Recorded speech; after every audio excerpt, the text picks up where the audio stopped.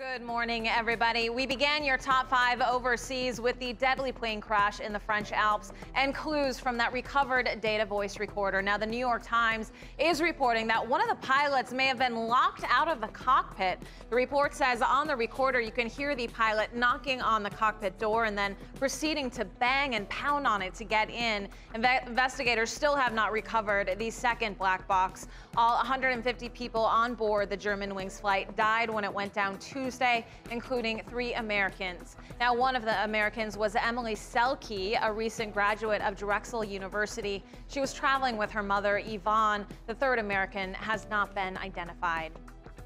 Also overseas, the U.S. began conducting airstrikes around the Iraqi city of Tikrit yesterday at the request of the Iraqi government. Now, the airstrikes are part of a larger offensive led by Iran to weed out Islamic State militants. Although the Pentagon has been careful to note it is working with Iraqi forces and not directly with Iran. Also in the Middle East, President Obama is lending U.S. logistical and intelligence support to help Saudi Arabia as it launches airstrikes against rebels wreaking havoc in Yemen. The U.S., however, has not joined in any military operations in the country. In other news, the American soldier who spent 5 years in Taliban captivity and was freed in a highly controversial prisoner swap could now spend his life locked up.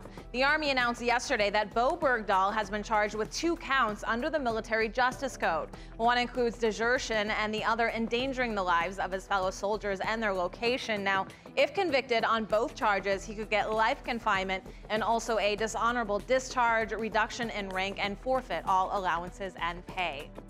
Turning now to the severe weather in parts of the country, at least 1 person died as tornadoes and storms swept through Oklahoma yesterday evening. The Tulsa County Sheriff's Department reported that nearly 70,000 people lost power in the storms. Schools also canceled this morning in Moore, Oklahoma because of storm damage. Jessica, of course, will have more in weather. Last in your top 5 headlines, Levi Pettitt, one of the students expelled from the University of Oklahoma after a video surfaced showing him and other members of the SAE fraternity engaging in that racist chant, is now publicly apologizing. Take a look. Although I don't deserve it, I want to ask for your forgiveness. There are no excuses for my behavior. I never thought of myself as a racist. I never considered it a possibility. But the bottom line is that the words that were said in that chant were mean, hateful, and racist.